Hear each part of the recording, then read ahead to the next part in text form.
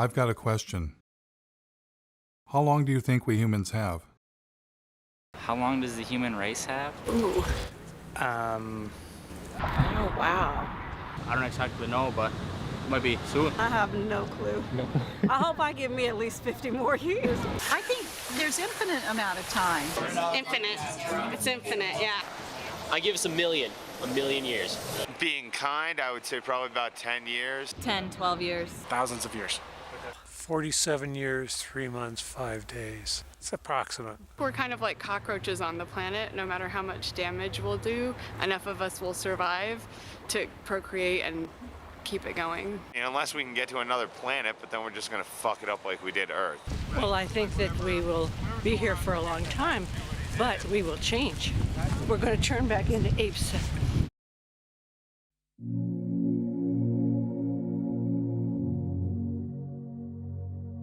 Have you ever wondered what would happen if a single species took over an entire planet? Maybe they're cute, maybe they're clever, but lack a certain, shall we say, self-restraint? What if they go too far? What if they go way, way, way, way, way too far? How would they know when it's their time to go?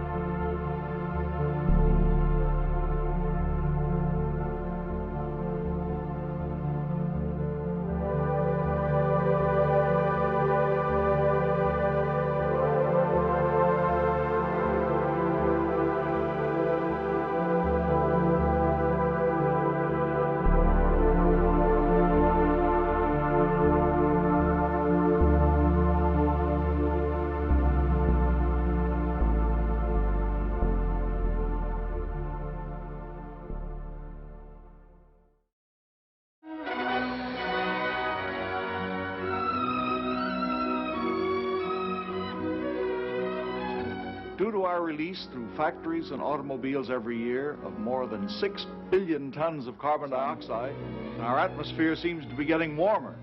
This is bad? Well, it's been calculated a few degrees rise in the Earth's temperature would melt the polar ice caps. And if this happens, an inland sea would fill a good portion of the Mississippi Valley. For in weather, we're not only dealing with forces of a far greater variety than even the atomic physicist encounters, but with life itself. That was 1958. We've known about the dangers of climate change for 6 decades. Back then, there was so much air pollution it would actually block out the sun. There was so much water pollution, rivers caught on fire. Forget throwing plastic bottles into the water. We tossed our cars in there. We also knew someday we'd run out of oil. For millions of Americans, this may be the worst weekend they've ever faced for finding gasoline to give them the automobile freedom they take as their due. I never doubted humans would find a better way, and I wanted to be part of it. A scientist sounded the alarm, and the modern environmental movement was born. Unless we do bring these chemicals under better control, we are certainly headed for disaster. Students all across the country organized the first Earth Day. At this point in time, it's very, very fashionable to talk about the environment, but as every day proceeds, we find very, very little concrete being done. As for me, you might say I was an early environmentalist. When I was 9 years old, a bulldozer began knocking down the woods near my home. I retaliated by putting sand in its gas tank. When I grew up, I became a tree hugger and moved to the wilds of northern Michigan to build a sustainable homestead and commune with nature. I wired my cabin for solar panels and heated with wood instead of fossil fuels. I wrote about sustainable living and environmental issues for the Mother Earth News and several news outlets. I traveled the country documenting invasive species, ecosystem collapse, and species threatened with extinction. I covered protests against destroying mountains for coal, and was once even confronted by the BP police. You're a journalist? Yeah. By all means, you can take all the pictures you want. Okay. We'll write a report, and then we have to send it to the FBI and the U.S. Attorney's Office. They'll call you. Through all of this, I kept wondering, why are we still addicted to fossil fuels? So I decided to begin following the green energy movement. What better place to check out how our renewable energy revolution is coming along than a solar festival in the Green Mountain state of Vermont, powered by 100% solar energy. Solar. I was having fun and got a chance to ask about getting solar panels installed. You can keep adding, so maybe every time you get a tax return, buy another solar panel. But then a little rain began to fall.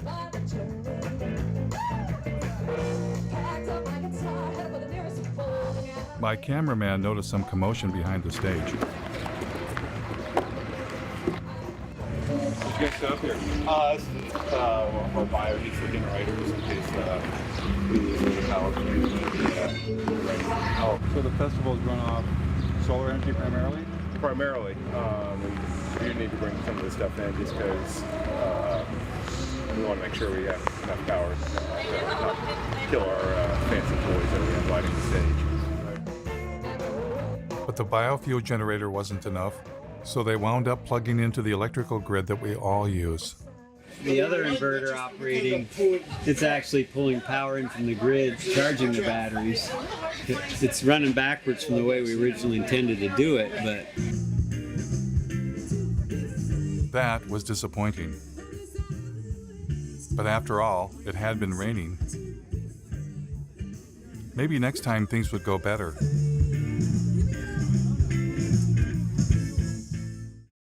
Luckily for us, hope was on the way. It's been a long time coming, but tonight, change has come to America.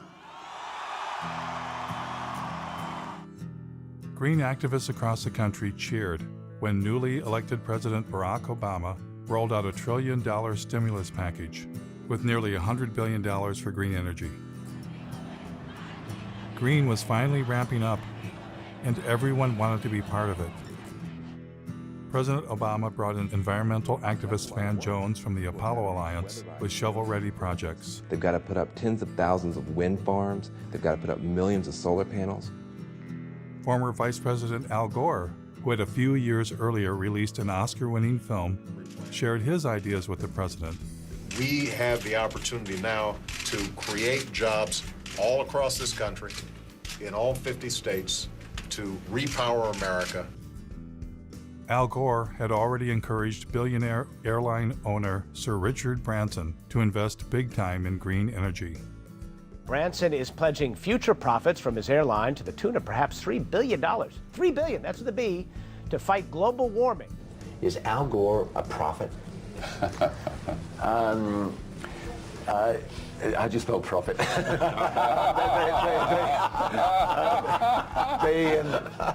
Investors came forward.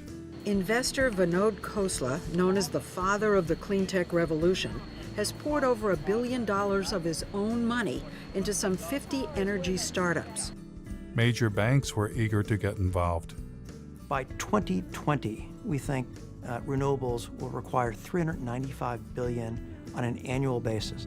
Robert F. Kennedy Jr. was both on the board of major environmental organizations and was leading a green energy investment group. We build wind farms, we build solar farms. Once you build our plant, it's free energy forever. The Sierra Club received $50 million from billionaire and former New York City Mayor Michael Bloomberg. Their mission, fight coal and promote clean energy. So with the mayor's gift, here's what will happen. We'll have a large and aggressive presence in 46 states. It's time for America to find a new energy path, one that takes us beyond coal. And then Bill McKibben, one of the nation's leading environmentalists and author of a breakthrough book called The End of Nature, formed an organization called 350.org with the mission of igniting a global climate movement. Can I show off my necktie for a minute? Because they made it for me yesterday. It's got that 350 on it because it's the most important number in the world. Things were looking up, and the green energy revolution was underway. Michigan had been hit hard by the Great Recession, and hundreds of millions of dollars in green stimulus money was arriving. Now, to do their part for the new green economy, General Motors introduced a new line of electric vehicles. When the Chevy Volt was ready for release, I attended their press conference.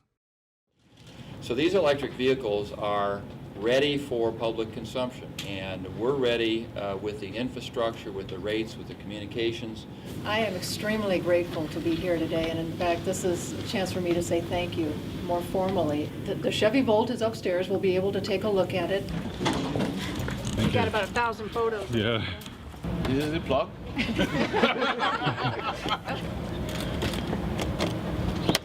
It's as simple as that. The batteries are in the trunk? No, the battery in this particular design is a T shape right down the center and across the back seat area. Because everybody thought we killed the electric vehicle. No, we didn't. It's alive and well. So what's charging the batteries right now? What's the source of Well, electricity? here, it's coming from the building. I mean, is it, what's our mix of power? Oh, actually, Lansing feeds the building. What's that? Lansing feeds power to the building. So I don't know. They're, I bet you they're a bit of coal. Well, they're heavy on natural gas, aren't they? right now the car's charging off of your grid? Right. It would be charging off our grid, which is about 95% coal. How long do you think it'll be before there's a solar and wind powered grid? Oh, golly. To suggest that all of the power used for these cars will be generated from wind and solar in the very near future would not be correct. In fact, we're talking about charging these up at night, so there won't be any solar at that time. So we're down to wind, and very often at night the wind does fall off. So I don't think coal is bad. The what? A big battle. Mountaintop removal. Oh, yeah. Yeah. It's got lovely BTUs. It's got lovely Very energy dense, value. isn't it? How do you burn it more cleanly? I mean, do you see natural gas getting bashed? we will be delivering power based on natural gas very shortly. And even with that mix, we intend to use biofuels if we can. You got any support? Oh, the environmental groups are extremely supportive. We did install the state's largest solar array at my company, the Board of Water and Light. It's just down the street from here, a few miles, if you want to take a look at it. What outfit are you with? New World Media. We're doing a segment on the renewable energy. Oh, excuse me, I gotta go for a second. Sorry. Thanks.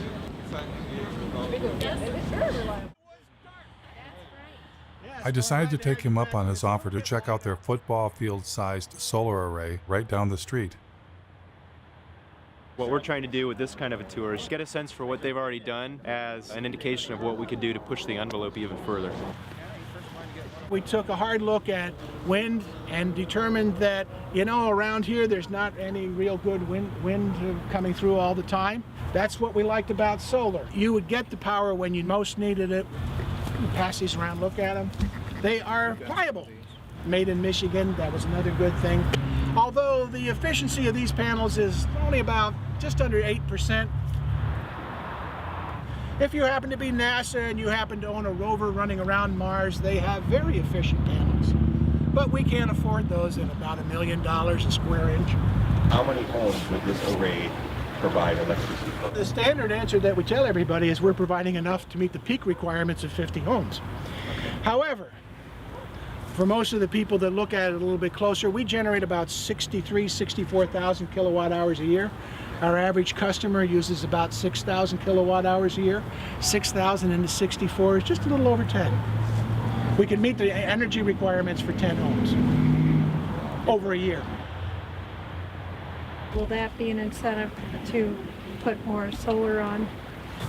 Well, if you wanted to make all of the energy required for the city of Lansing over a year, well, how about you'd have a solar array that was 3 miles by 5 miles. Right, but we're not going to do that. But I mean, what would? My friend from the Sierra Club wanted him to be more positive, but he was not interested. As a consequence of the big push for green energy, wind farms were rising around the nation, including near my home in northern Michigan. We've done coal and nuclear for years. We've been trying to get in more into the renewable side. These are the largest in Michigan. I think it's 482 foot total. How many yards of concrete? There's 800 yards of concrete in the base, right around 140 tons of re-steel. What are those blades made out of? That's all fiberglass and balsam. They're about 36,000 pounds apiece. This tower will weigh 800,000 pounds when we're done. Then the cell is 220,000 pounds, and hub and rotor assembly is another 160. It's pretty substantial. They were impressive machines. But is it possible for machines made by industrial civilization to save us from industrial civilization?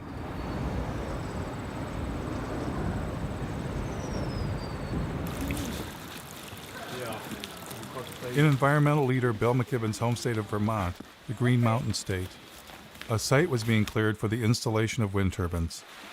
A group of citizens was concerned about how the construction might affect the mountains they love. I joined them for a tour.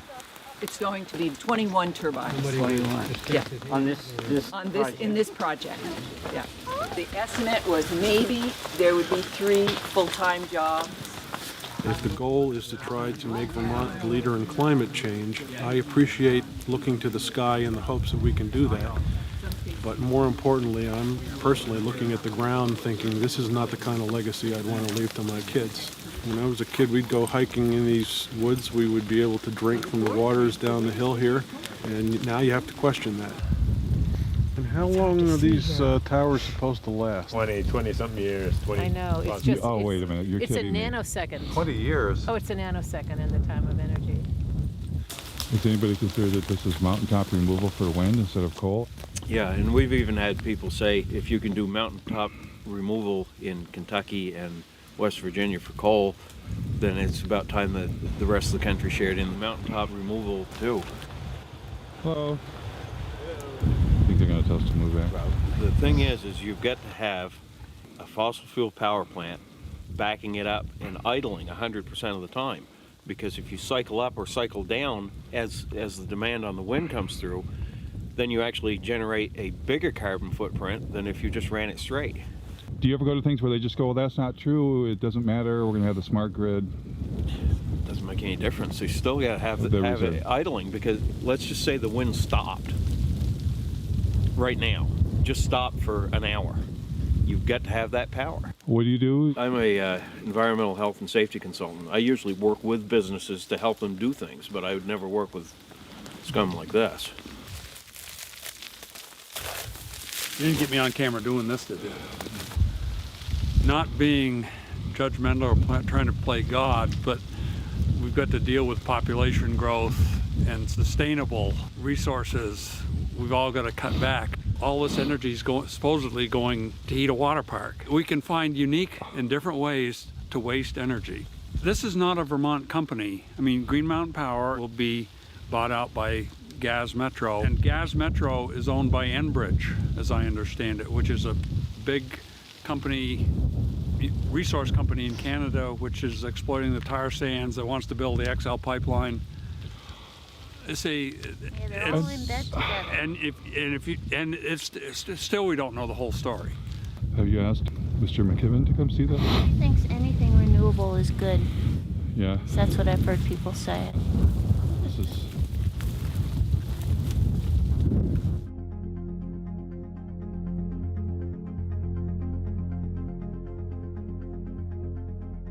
I'm in a strange position. I'm against our addiction to fossil fuels and have long been a fan of green energy. But everywhere I encountered green energy, it wasn't what it seemed. This is like a perpetual energy battery. And where do you get the hydrogen from? The hydrogen, hydrogen is sourced from any hydrocarbon material. So you can get it from natural gas, you can get it from any petroleum or oil-based product material. I read about a zoo that was said to be powered by elephant manure. But it turned out the elephants didn't even produce enough manure to heat the elephant barn. That we don't even really make enough, and what we have elephant-wise, to even do that. We would need a lot more. More elephants. Yep, more elephants, more manure. Ethanol plants also seem to have a secret ingredient. This is the most productive farmland in the world, and we're not that far west of the biggest coal mines in the world as well. So bring the two together and get an ethanol plant. Great. So ethanol was reliant on two things: a giant fossil fuel-based industrial agricultural system to produce corn, and even more fossil fuels in the form of coal. All of this in the attempt to replace fossil fuels? It was enough to make my head explode. I was getting the uneasy feeling that green energy was not going to save us. And I wasn't the only one. I've counted something like 25 different alternative energy options. So surely among all of those, there are enough sources of energy to keep us living basically the way we are in perpetuity. That's not the reality. You know, we're getting, in some cases, no energy from these potential options. Richard York of the University of Oregon published a study in the journal Nature in which he posed the question, do non-fossil energy sources actually replace fossil fuels? Well, we implicitly assume often the substitute pushes out the thing you want it to substitute for. What you find is nations that add non-fossil energy sources do not seem to see a particular suppression of fossil fuels. That's pretty mind-blowing. We've got billions of dollars being spent, and green energy is not even replacing fossil fuels? They don't even know that that's a question, yes. The story that we're in right now is, okay, we're in ecological hot water, but there are technological fixes. And if we're just creative enough, if we're just ingenious enough, and if we just work hard enough, we will triumph. Seeking technological fixes one after another is simply going to lead us to another level of catastrophe sooner rather than later. We want to believe that these things are going to be available for us. So if we get a little worried and somebody comes up with a new thingy and promises that, you know, this will do it for us, we want to believe.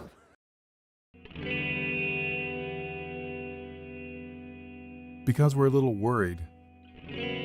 Are we desperate to accept any idea that sounds alternative or green? Are we avoiding looking too closely because we don't want to know the answer?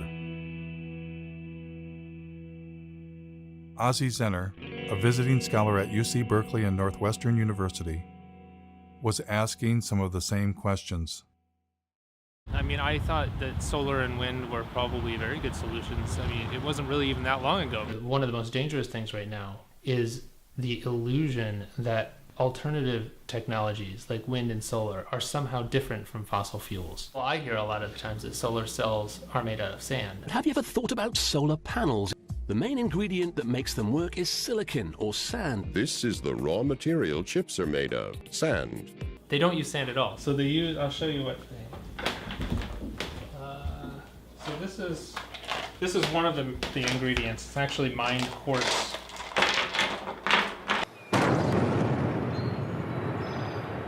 Spruce Pine, North Carolina, regarded as the finest source of high-purity quartz in the world for semiconductor, solar, and communication applications.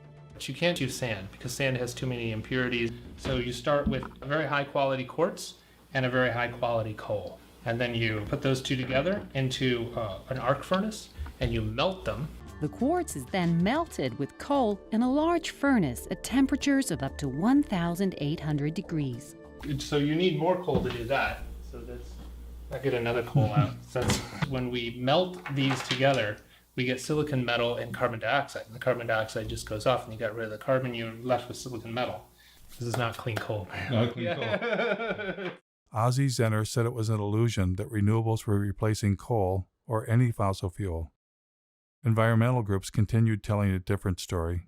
We've already seen more than 25% of the U.S. coal fleet has already either retired or is on a schedule to retire. Coal plants were closing, but Ozzie explained that well-meaning people were being misled. NV Energy is now going to go ahead and shut down the plant and go with renewable. One of the largest solar plants, and that's going to happen right behind me. Since you can't replace a coal plant with solar, they're actually replacing the coal plant with 2 natural gas plants. And natural gas is a fossil fuel. This is the Las Vegas cogen natural gas plant. This is one of the facilities that's replacing the coal plant that's being shut down. This is the Sun Peak generating facility. This is the second natural gas plant that was used to replace the coal plant. And you hear the same story in Iowa. Instead of using energy generated by coal-fired power plants, the solar farm will now avoid about 2.1 million pounds of carbon pollution. But then they're building a larger natural gas plant. This is a 650 megawatt natural gas plant. That's 4 times more megawatts than the coal plant over there that it's replacing. And they're doing the same thing in North Carolina, which was the subject of that Years of Living Dangerously series. Duke Energy operates a coal plant right outside of Asheville that is the biggest source of climate pollution in western North Carolina. And we are working to retire that plant and replace it with clean energy. But what they don't tell you is that we're also building a larger natural gas facility. So we'll be retiring the 2-unit, 376 megawatt coal plant. We'll invest $750 million to build a state-of-the-art natural gas plant. When Michael Brune stands up and talks about clean energy, he's using solar cells and wind turbines. This is the new world, 100% clean energy. When Michael Bloomberg stands up and says cleaner energy, he's talking about natural gas. Create cleaner energy, solar, wind, and natural gas. In fact, the Sierra Club's Beyond Coal campaign actually coincides with one of the largest expansions of fossil fuel production that we've ever pulled off, most of that being natural gas. Ozzie's assertion that renewables were not replacing fossil fuels, if true, would upend all of our assumptions about green energy and what was going to save us. What would happen if I asked the same question to industry insiders? Like, where do solar panels come from? Well, you have to start with a mine. Or, what's stopping us from running the world on 100% solar and wind? Well, intermittency is one of the major challenges with grid stability. The sun's everywhere except when it's not there. There's a lot of developers that were flocking to California wanting to connect their solar farms and wind farms. The utilities would turn to me and my team to help them look at what the impact to their grid would be. When we add solar cells or wind turbines to a grid, do we get to shut off a coal plant? That's certainly the goal. The problem is, or the difference is that renewables are intermittent. All of a sudden a cloud cover could come over and your solar generation could drastically decrease. And if you don't have something else there to meet whatever the load is at that moment, then you're going to have power outages. So we don't get to turn a fossil fuel power plant off when the sun is shining or the wind is blowing? Well, it's not that easy. We need to be able to back up that power to keep the system steady all the time so it doesn't collapse. Most likely that's through fast-acting gas plants, but also what we call the baseload plants, either nuclear or coal, that are on all the time, but that maybe can be dialed down during the day and dialed up when demand starts rising.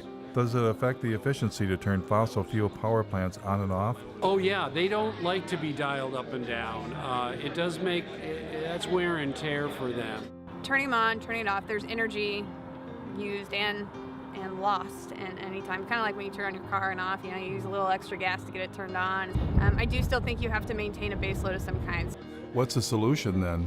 You need energy storage. Without storage, you can't count on it. If you can store the energy that's created off of things that are intermittent, like solar and wind, you can store that, then you're reducing your need for a base load. But would adding storage like batteries increase the carbon footprint? Yeah, absolutely. In a big way, actually. And as more energy storage gets on the grid, it has a mass scale implication. When I looked up how much battery storage there is, it was less than 0.1% of what's needed. In a couple of years, they begin to degrade and need to be replaced a few years later. I learned that the solar panels don't last forever either. Some solar panels are built to last only 10 years, so it's not as if you get this just magic free energy, right? I don't know that it's the solution, and here I am helping to sell in materials that would go into photovoltaics. And so to overcome profound limitations of solar and wind, rarely discussed in the media, a new generation of technology was rising in the California desert. What is this? What we're using is a field of mirrors to focus sunlight onto a tower. The power plant itself, at 377 megawatts, will be the largest of its kind in the world. This will become the biggest solar plant in the world. There's some people that look out in the desert and they see miles and miles of emptiness. I see miles and miles of a gold mine. But this next generation had a fossil fuel secret too. This solar facility burns natural gas pretty much every morning in order to get it started up. How long do they have to burn it for? Hours usually. This is the incoming natural gas for the facility. This plant would work about as well without natural gas as I would without coffee in the morning. Or maybe how you would be without food. Without food, yeah. They have to file for acid rain permits for nitrous oxide emissions. They have to apply for carbon offset permits because they're producing carbon dioxide here, so they have to offset that.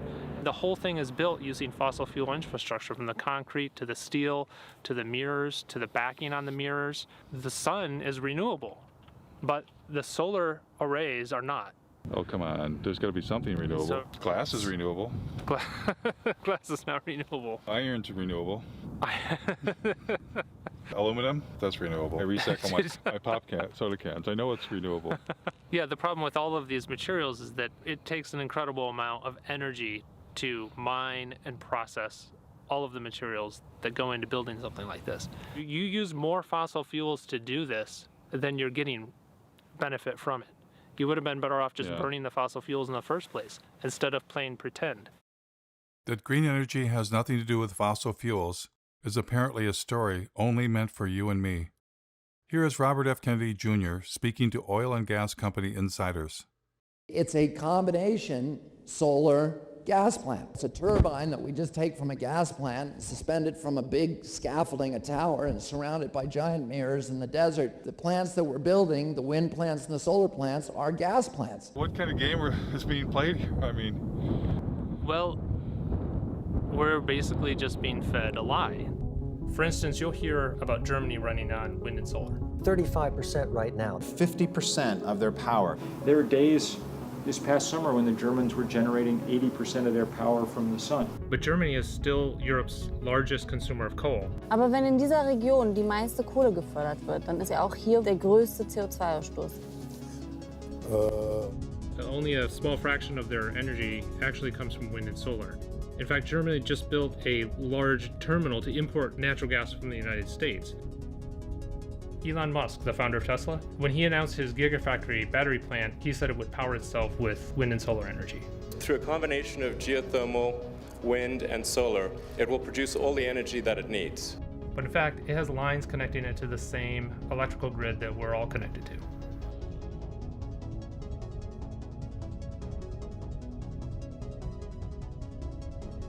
Electric cars, wind turbines, and solar panels use rare earth metals. And in fact, the rare earth mine is right up the street from here.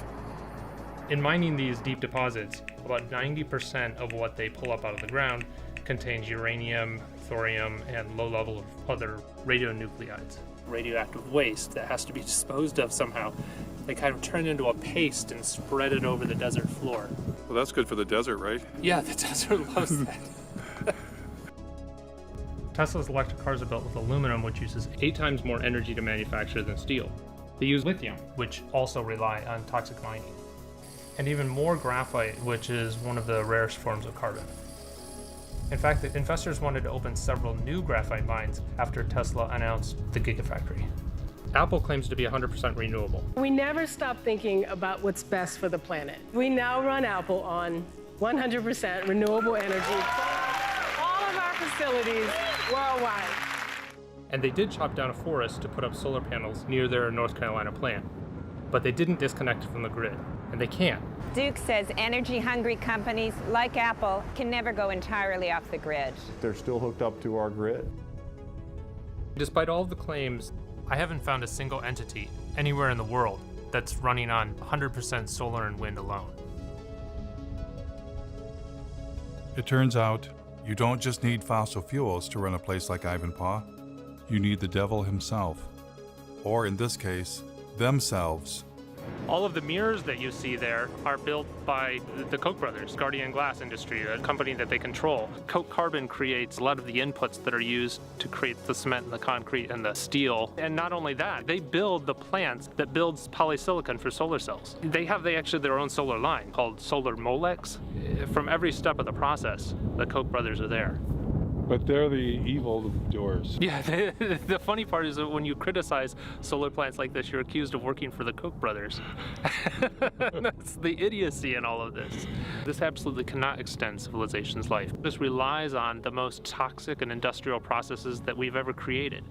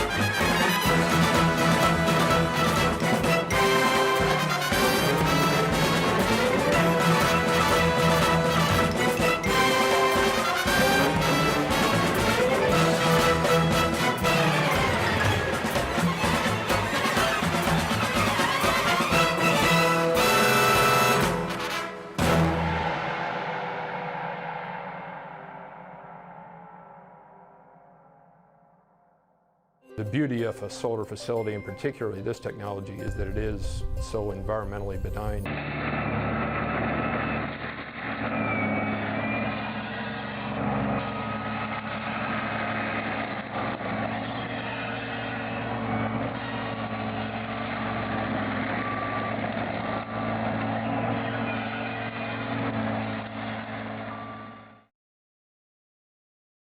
I too had once thought deserts could be sacrifice zones.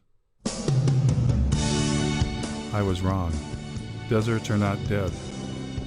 They are in fact full of ancient life.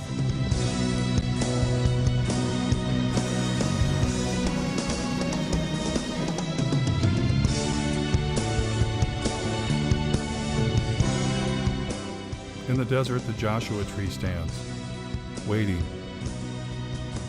for the giant ground sloths and the mammoths that shall never return.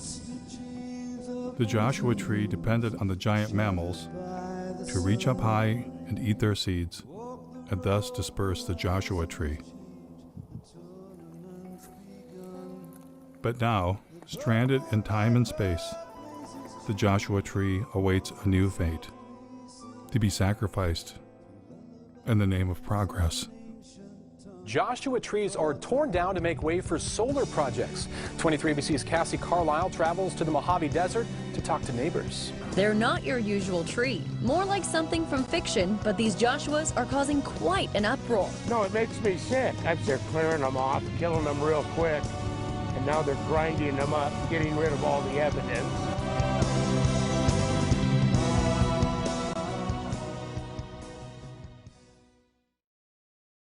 Not far from Ivanpah Solar, Daggett, California was home to several generations of solar arrays, including some of the first on the planet.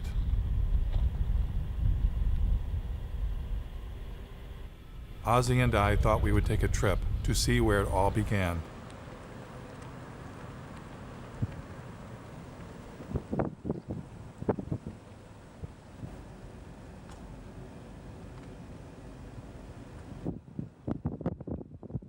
This is one of the sunniest places in the planet, really. This the center of the solar industry. And they've been building and dismantling and building arrays here for about 40 years. Then we happened to run into the mayor of Daggett. I know the solar plants out there. My husband, back in, I'd say 83, 84, they worked out there building that solar plant out there. Yeah, the SEGs. And everybody here worked. How is that held up? Is it the job still here? No, jobs went bye-bye. They have their normal people that run the plant operators and stuff like that, the big wigs, you know, they have that. Where that energy's going, I don't know. Were you originally optimistic that solar would bring more jobs and the development with people? We really did. A lot of things come into this town, they come and go. They go really fast. Did you see this?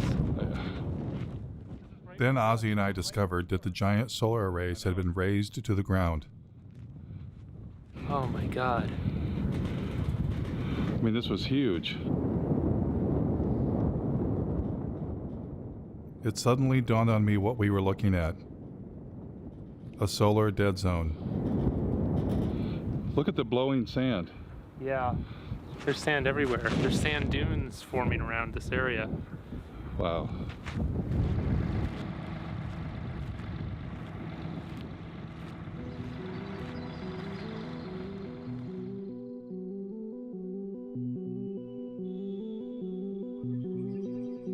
So after all the mining, the fossil fuels, the toxins, the environmental destruction, here's what happens next. Only a few years after it was built, things at Ivanpah began to fall apart. Broken mirrors littered the desert. Yes, these giant solar and wind technology installations may last only a few decades, then tear it down and start all over again. If there's enough planet left.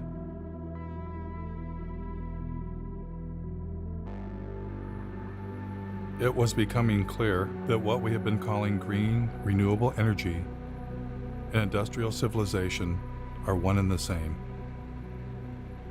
Desperate measures not to save the planet, but to save our way of life. Desperate measures, rather than face the reality, humans are experiencing the planet's limits all at once.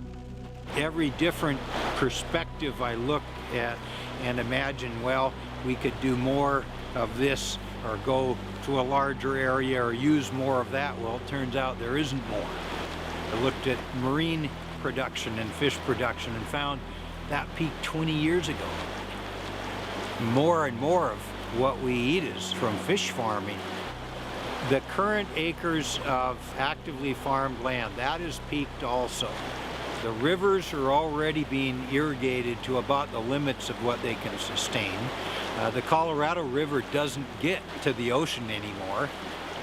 Well, then you start looking at groundwater, the southern Great Plains, and I think they can almost predict when they will run out of groundwater, and it's in a decade or two.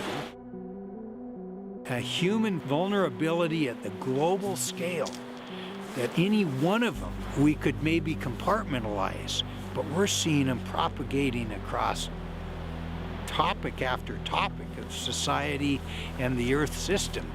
And I don't think the people in charge are near nervous enough.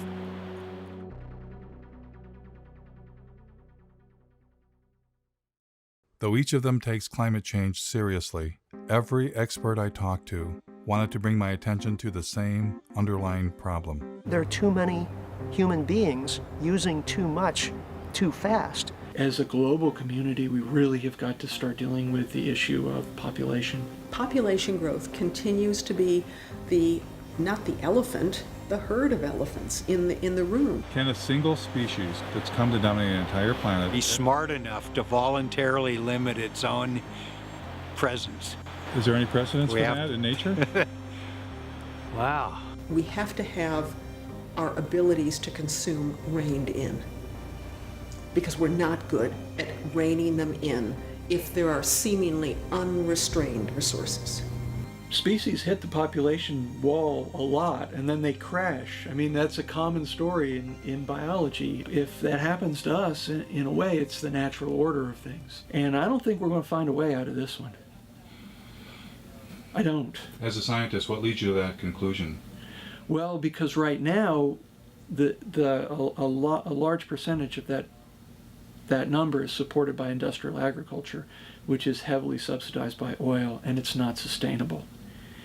And, you know, and there's no going back. Without seeing some sort of major die-off in population, there's no turning back. What's the thing that nobody ever asks you that you want? Nobody's ever asked me if I'm scared. Yeah. And I am. I actually am scared. I lose sleep over all of this.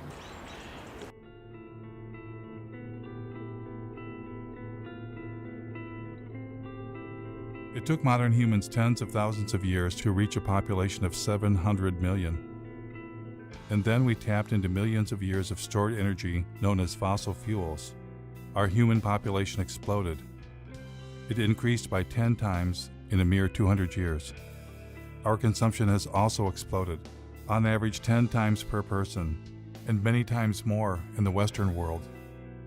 You put the two together, the result is a total human impact 100 times greater than only 200 years ago. And that is the most terrifying realization I have ever had.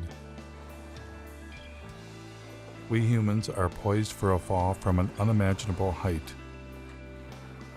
Not because of one thing, not climate change alone, but all the human-caused changes the planet is suffering from.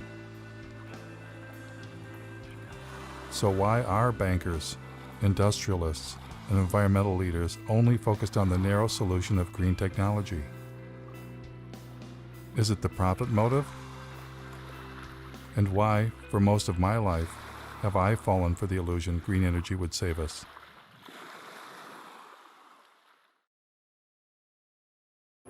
Clearly, to answer this question, I needed professional help. Keep my stuff, but that ever. No.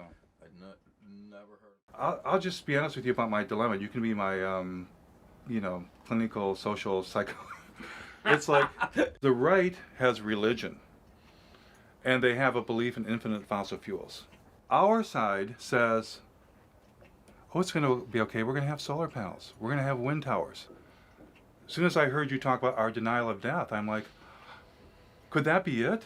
Could it be that we can't face our own mortality? Could we have a religion that we're unaware of? Absolutely. I think you've hit the proverbial nail on the head. What just differentiates people from all other forms of life is that, we're not only here, but that we know that we're here. If you know that you're here, then you recognize even dimly that you'll not be here someday.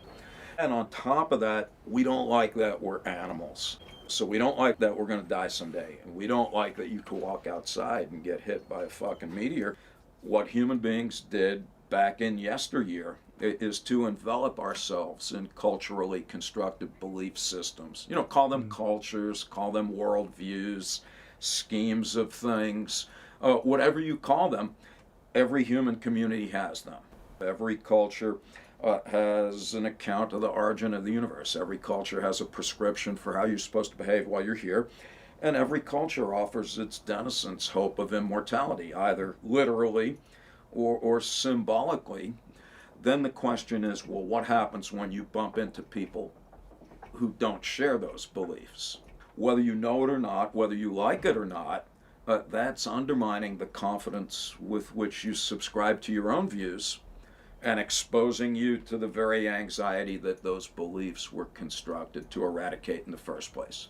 If we're to make progress, whatever that word means, or even to persist as a form of life, we're going to need to radically overhaul our basic conception of who and what we are and what it is that we value. Because the people that you referred to earlier, both on the left and the right, that think we're going to be able to discover more oil or solar panel ourselves into the future, where life will look pretty much like it does now, only cleaner and better. Either with more oil or greener Correct. or both. I think that's just frankly delusional. What I'm hearing is that if I haven't come to grips with my own anxiety about death and life and presented with a reminder of that, I'm highly likely to make some tragic decisions for the community. Yes.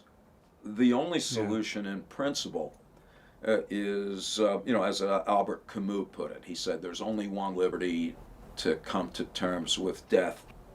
Thereafter, anything is possible. I find that downright inspiring.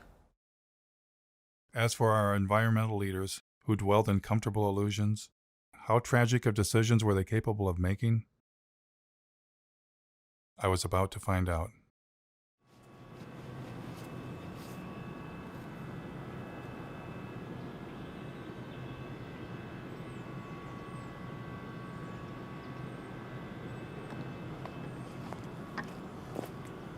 They claim they're just using forest residues, but actually a great deal of what the McNeil facility and lots of biomass facilities burn is whole trees. As you can see by this pile that's stacked right outside of the facility, these are trees. It turns out that the biggest source of green energy in Vermont is something called biomass, burning trees to create electricity. This is definitely not the way, and that the first step is actually looking at our lifestyles and how we can reduce our energy consumption. This is all the ash that has varying levels of toxic metals, a great deal of radiation, as these trees have been absorbed. Oops, there's a... You're in unforbidden territory here. Are we? I asked both of you to come up to our office, okay? Is that something you're interested in doing? It's not an interest. You got 5 seconds or I'm calling 911. Okay. Got 2 individuals here. Police will be down here in about 2 minutes. But you asked us to leave and we're doing so, I'm so not we're not asking trespassing. you to leave. I'm asking you to come up to the office. Okay, thanks for the offer. Maybe next time? You got everything here. So you have the #1 polluter in the state that people think emits magical fairy dust from the smokestack. The reality is what you have is a facility that burns 400,000 green tons a year of trees. Now, this facility burns 30 cords of wood per hour. That's a hell of a lot of wood. And on top of that, it actually burns natural gas as well. And to think you would have to have 10 of these to replace one average coal-fired power plant. It's just not going to work. It's just nuts. It takes a great deal of fossil fuels to cut down all of these trees to truck them in, to use the big machinery to dump the wood chips everywhere. So the idea that somehow this is not anything to do with fossil fuels just doesn't even make any sense. It couldn't happen without fossil fuels, in fact. How did the environmental groups get pulled into this? Obviously, the main factor is delusion.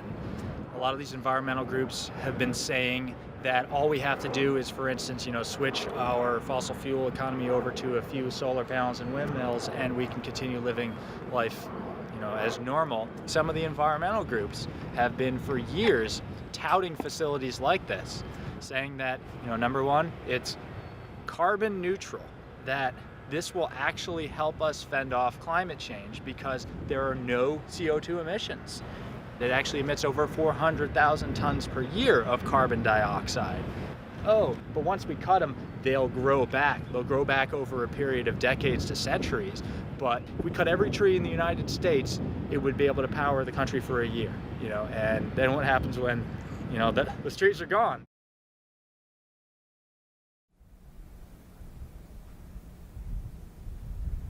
I discovered biomass plants were not even always biomass plants.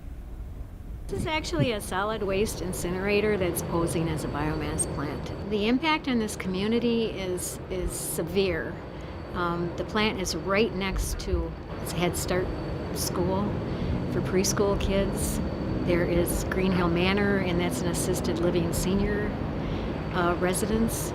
And there's also a Catholic elementary school right next door. How do you know they're polluting? Can you see it We ever? can see it. The snow at the elementary school and at the preschool is covered with black, some kind of black soot. We just had it analyzed, and it came back as mostly tire chips. They have to add tire-derived fuel to raise the temperature of the fire, because anybody who's tried to burn green wood or wet wood knows that it doesn't burn very well. But this biomass plant had yet another surprise. They admit that they burn 20.1 tons per hour of creosote-treated railroad ties. Besides that, they are allowed to burn 500 pounds per hour of PCP-treated railroad ties. These are shipped in from Canada. It's not green, it's not renewable, it's not carbon neutral, it's not anything that they claim it to be. Yet, they got $11.5 million grant because it was classified as renewable. The plant owner told us that they were having trouble getting enough wood chips. And he even asked us if we had any scrap wood where we lived, would we call the plant and let them know so they could come up and pick it up. We're not talking about some old industrial site. We're next to one of the most beautiful places in the world. We are next to Lake Superior. This is Keweenaw Bay. This is actually Lance Bay. It's part of Keweenaw Bay. It's Lake Superior, our lake. So it's a very sacred place to many people.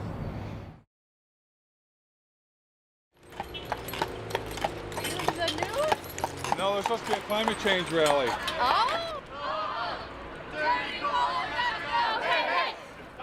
Michigan State University students, inspired by 350.org, were holding a rally for the clean energy future they'd been promised.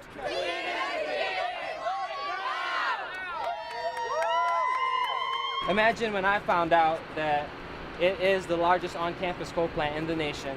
The goal is to get the whole world moving beyond fossil fuels. Who wants to do a 350 sign on the steps of the...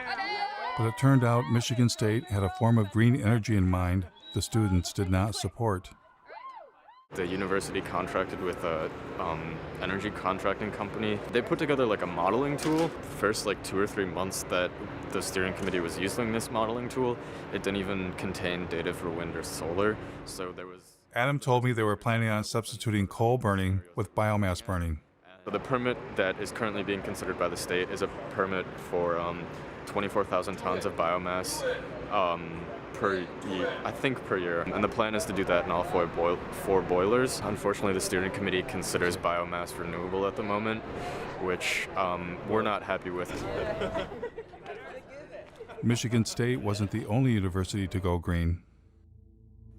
I'm happy to announce that Carolina will be going beyond coal in the next decade. Now, as we begin to wean ourselves on coal, we're about to try another alternative energy source, biomass. And who is here to help the University of North Carolina switch from burning coal to burning trees? So it is a great pleasure to be here today to celebrate the remarkable step that the university is taking to say we're going to do our part. A remarkable step indeed. We're to do our part by getting out of bed with coal companies and into bed with logging companies? Where did the idea of colleges going green by burning trees come from anyway? A little college called Middlebury in the heart of Vermont. Welcome to the celebration of the opening of Middlebury's new biomass gasification system. It's now my great pleasure to introduce this afternoon's speaker, Bill McKibben. What powers a learning community? And as of this afternoon, the easy answer to that is wood chips. It's incredibly beautiful to stand over there and see that big bunker full of wood chips. You can put any kind of wood in, oak, willow, whatever you want. Pretty much anything that burns, we can toss in there if we can chip it down to the right size. And there are very few similar cases any place in this country of that kind of change over that scale. But it shows it could happen anywhere, and it should happen anywhere. In fact, it must happen everywhere. It must happen everywhere. And now it's time for a nature break, enjoying our sustainably managed Michigan forests. If you walk through here and you look, there's virtually nothing growing. A little bit of grass occasionally. And it seemed that biomass plants indeed were suddenly everywhere. Like this one in Cadillac, Michigan. In Detroit, an incinerator that burned garbage was considered green. The Detroit incinerator is known to emit horrible smells and pollutants that neighbors say make them feel sick and put their health at risk. It's a stink. It's a horrendous stink. A proposed biofuel plant for the Upper Peninsula of Michigan would consume trees from tens of thousands of square miles. In order to create 40 million gallons of ethanol, they were going to have to use up over 1 million tons of green wood. We pointed out that they were going to be using more natural gas than they were going to be creating ethanol to displace the natural gas. If you continue to do this, you're going to be fertilizing the forest. Fertilizing the forest with fossil fuels. Fossil fuel-based, right, fertilizers. Made from natural gas. Yeah. Then came a ballot proposal backed by Bill McKibben and nearly every major environmental group, requiring Michigan to get 25% of its electricity from renewable sources by the year 2025. This year, Michigan voters have a choice: keep burning dirty coal and oil, or move Michigan to clean, renewable energy like wind and solar. Vote yes on Proposal 3. Surprisingly, Proposal 3, also known as 25 by 25, was the brainchild of an organization that was 100% biofuels and biomass. Allowing America's farms, ranches, and forest lands to be active participants in contributing to America's energy future. These are the biomass and biofuel plants across the U.S.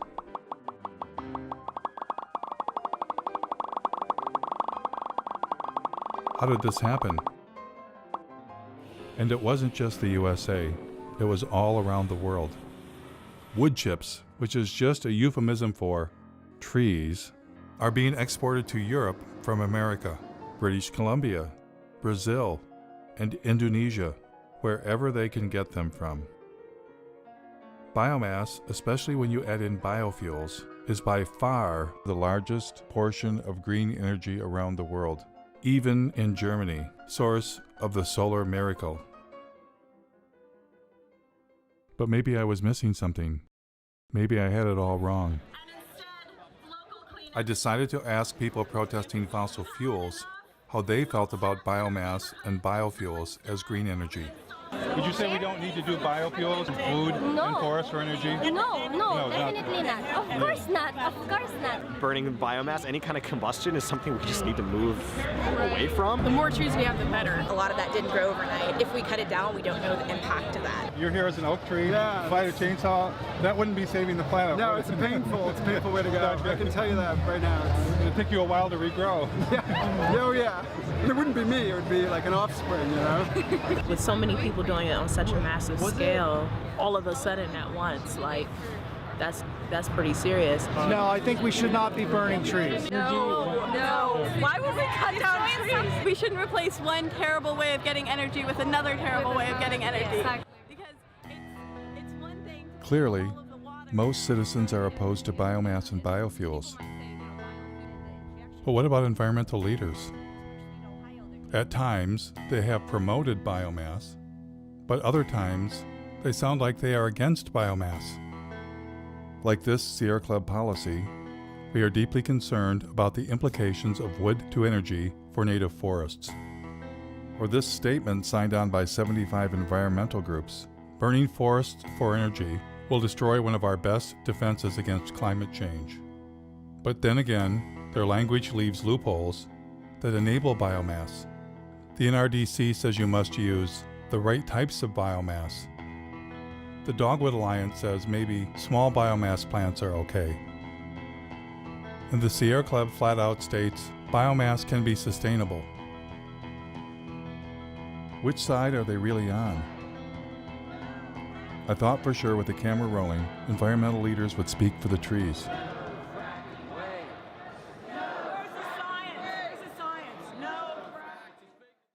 We're here to tell a story about what the forests of this state, of our Commonwealth, mean to us. Does your organization have any stance on that? I'm not sure I would say we support it as much as we can wrap our heads around it. We've almost made a peace with the timber industry. I'm just curious, what's your group's stance on using forests for biomass? Biomass is renewable, biomass is sustainable. And I'm with Clean Water Action. We don't really have a stand on it. If the director of the Sierra Club was here, she'd be able to talk your ear off about it. I'm the director for the Sierra Club in Pennsylvania. Does the Sierra Club support or not support biomass? I'm not totally prepared to talk about our policy on biomass today. Our position is somewhat nuanced, so I just want to be, careful not to. So you're with 350? I am. Does 350 have a position on biomass? Because I'm kind of actually... I can't really speak for 350. Do you personally have an opinion about whether we should be burning trees for green energy? No, I don't have an opinion on that. I like a fire. One of my biggest concerns as an environmentalist is that we're starting to burn trees. So there are tree burning power plants. Are you aware of the problems with biomass or biofuels? Yeah, I'm not as aware of that as I could be or I should be. Jeff Gibbs, working on a documentary in Michigan, where I live, where I'm from. There's large plants that burn trees for energy, and pretty much whole trees chipped up. Do you have a thought about whether that should be part of green energy or not? Well, the great thing about green energy is you don't have to pick a favorite. Jeff Gibbs. Oh, hello.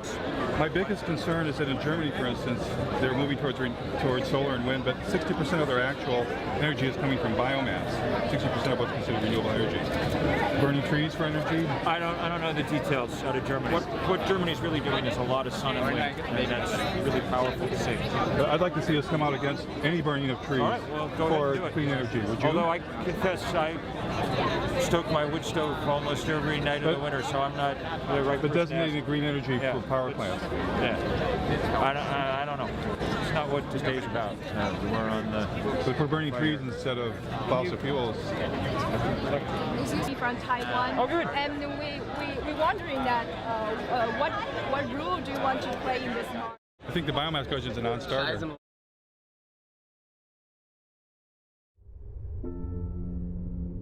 I found only one environmental leader willing to reject biomass and biofuels. So we are talking of the old oil economy trying to maintain itself now through another raw material, the green planet. The only reason corn and soya is being planted for biofuel in this country is the subsidies make it profitable. I think the big crisis of our times is our minds have been manipulated to give power to illusions. We shifted to measuring growth, not in terms of how life is enriched, but in terms of how life is destroyed. Her honesty was refreshing. But as for the rest of them, I wondered, what are they hiding? And why are they hiding it? Is it their ignorance? Or is it something else? What if they themselves had become misguided? What if they've made some kind of deal they shouldn't have made and are leading us all off the cliff?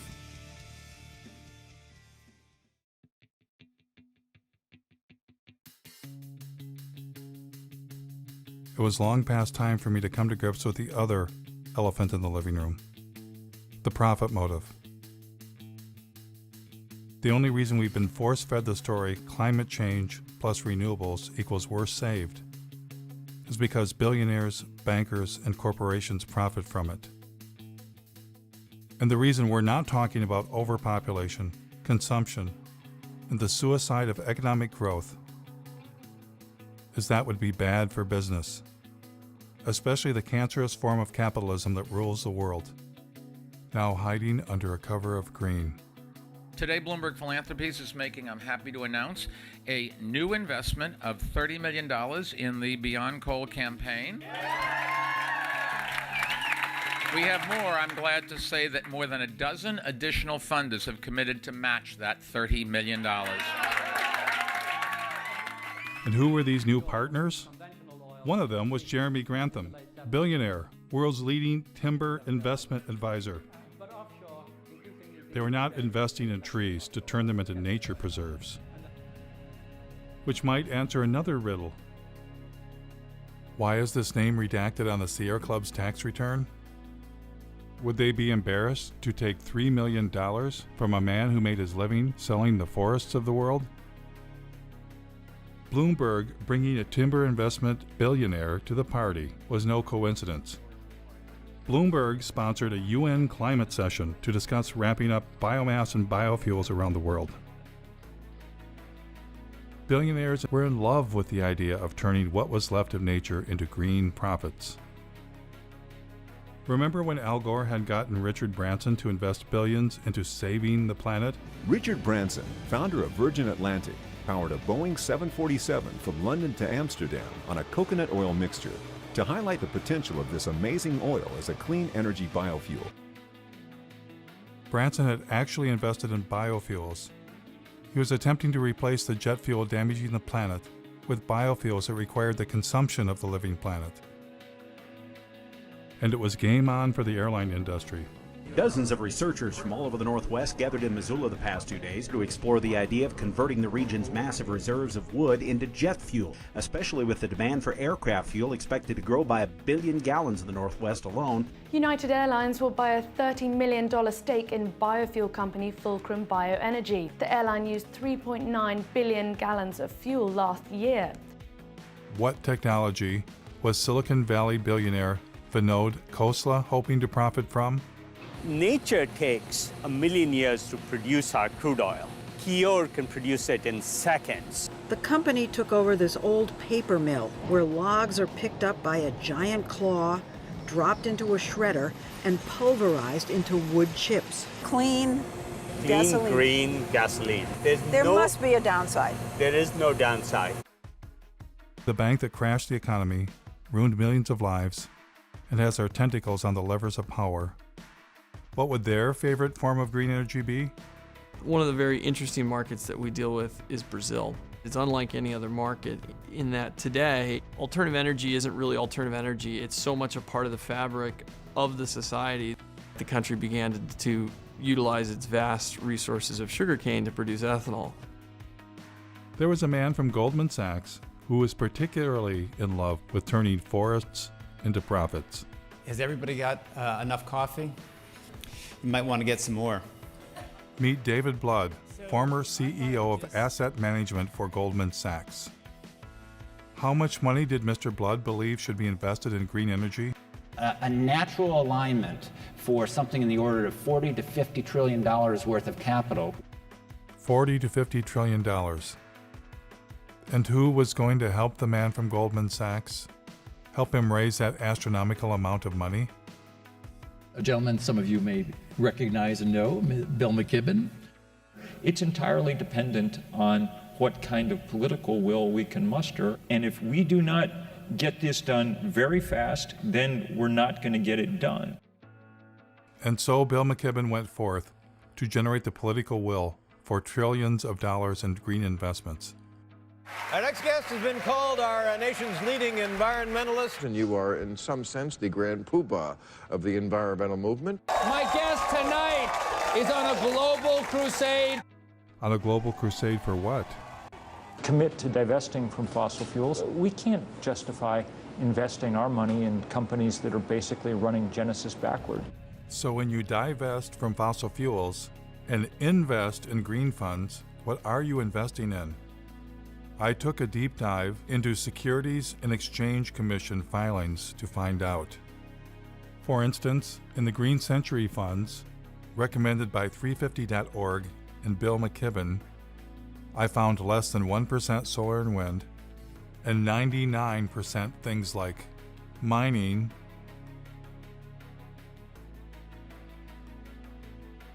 oil and gas infrastructure companies, including a tar sands exploiter, McDonald's, one of the companies driving meat consumption across the planet, Archer Daniels Midland, one of the world's largest producers of biofuel, Coca-Cola, the largest creator of plastic pollution on Earth, logging and paper companies, including one that brags about biomass burning,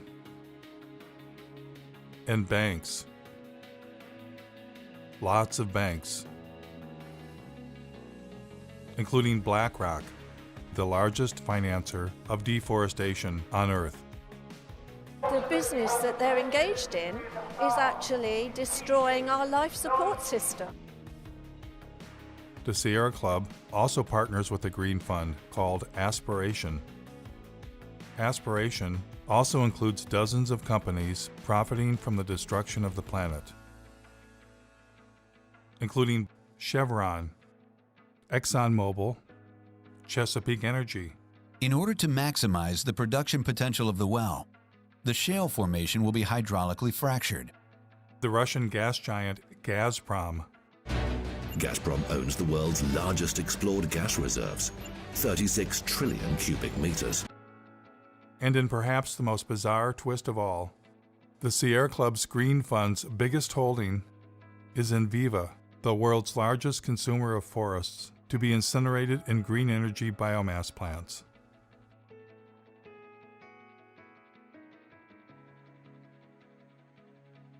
Of course, one investment option is a green fund run by Bill McKibben's buddy, David Blood. And who was the chairman of this fund? Someone familiar. Use capitalism that gives incentives for people to do their best. Al Gore and David Blood partnered to form a company called Blood and Gore. No, scratch that. Generation Investment Management. And within this fund, Blood and Gore designated a special investment category, targeting $650 million of biomass and biofuels. Funny thing was, they partnered before Al Gore's film came out. Was that movie just about climate change? Or something else? On one side, we have gold bars. Don't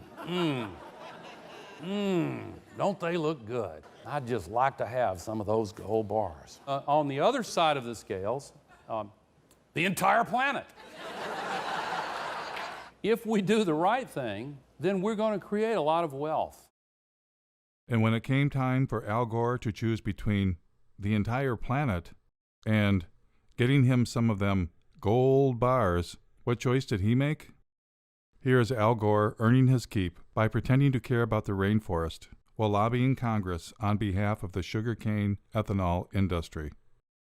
Any comment on the Brazilian effort here with the issue of the possibility of expanding into that Amazon River basin with further deforestation to produce more ethanol out of sugarcane is a worry, and apparently you're not as concerned about that. No, I am. I simply forgot. What's been going on there is really very troubling.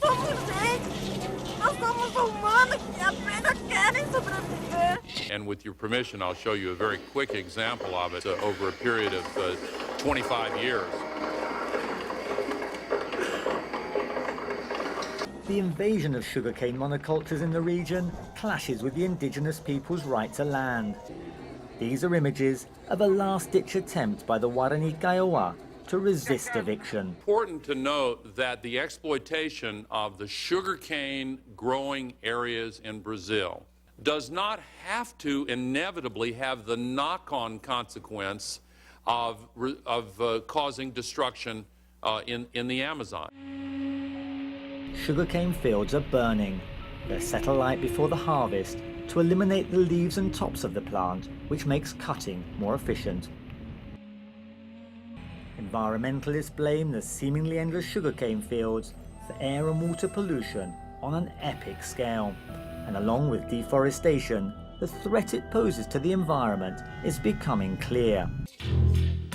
Once the indigenous families were expelled, the landowners set their homes on fire.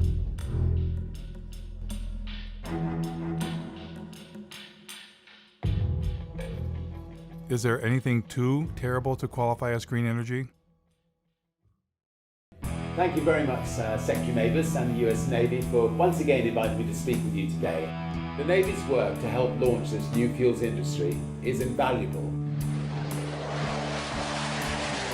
The U.S. Navy has a special message this year. It is time to turn green.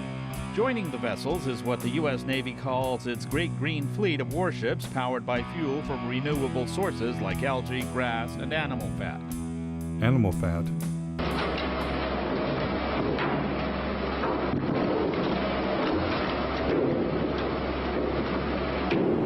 The next time you fill up at your neighborhood gas station, you might find yourself pumping a little alligator into your tank. That's right, UL Lafayette researchers have developed alligator fat into a renewable source for biofuels.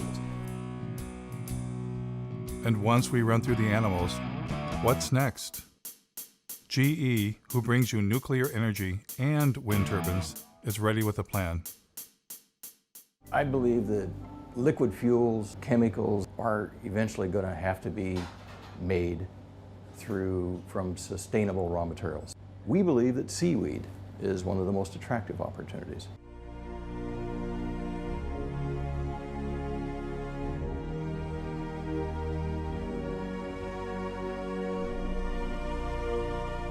Better hurry. 1 year after it was filmed, the seaweed forest was dead.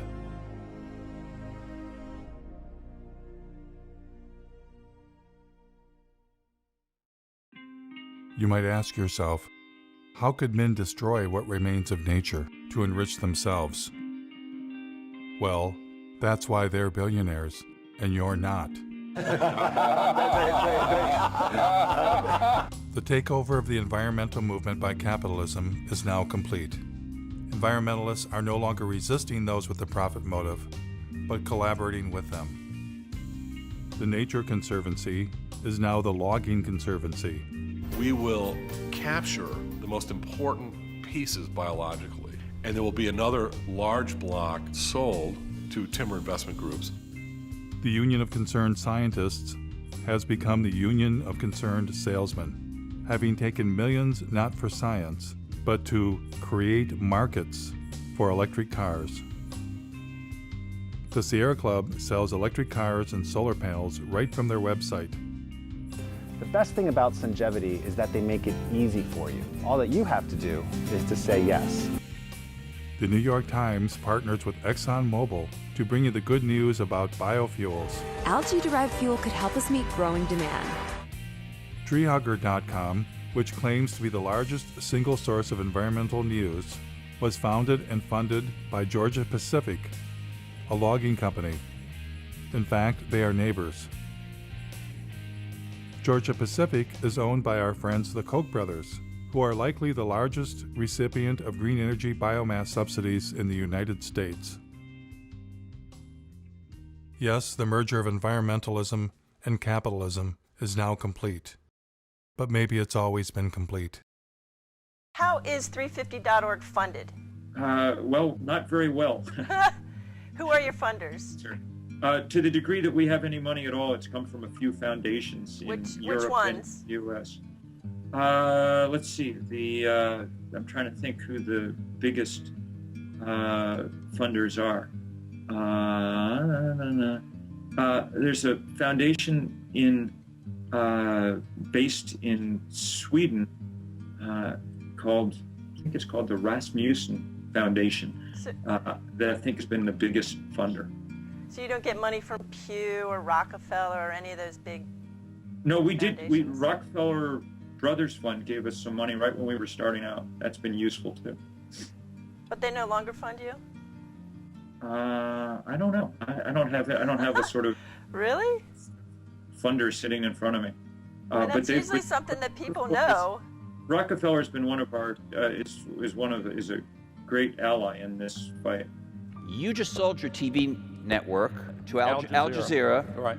And that government is basically nothing but an oil producer. Gas mainly and oil. Your take on that, about $100 million pre-tax from a country that bases its wealth on fossil fuels. Isn't there a bit of hypocrisy in that? Well, I get the criticism. I just disagree with it. I'm proud of the transaction. You couldn't find for your business a more sustainable choice. What is not sustainable about it? Because it is backed by fossil fuel money. I get it. I get it. And so, if you got yourself an environmental movement and environmental leaders, why not buy the holy day itself? Happy Earth Day!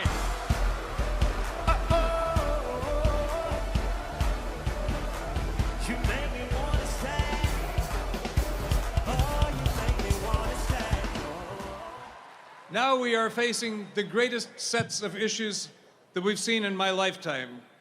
It's time now for a new generation to jump up on the stage and create a habitable country, a habitable planet that we can all enjoy. Are you that generation? I need to thank Building Energy, which provided so much solar power to this that we've powered the entire event with solar energy.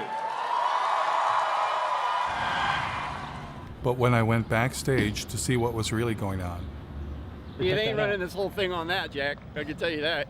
The toaster is 1,200 watts. So that run right there could run a toaster. I found the installer. Hi. Are they running the festival on these solar panels? The concert is run by diesel generation system. They didn't ask us to energize the concert. Oh, okay. And we'd also like to thank our incredible corporate sponsors who've been behind the movement to end extreme poverty and tackle climate change since the very beginning. We want to thank Toyota, Citibank. We want to thank Caterpillar. We're standing at the construction site of the Dakota Access Pipeline. It looks like there are at least 3 bulldozers actually bulldozing the land. People have gone through the fence. The bulldozers are still going. And they're marching over the dirt mounds. Without these partners, it wouldn't be possible. Let's give them a round of applause, everyone.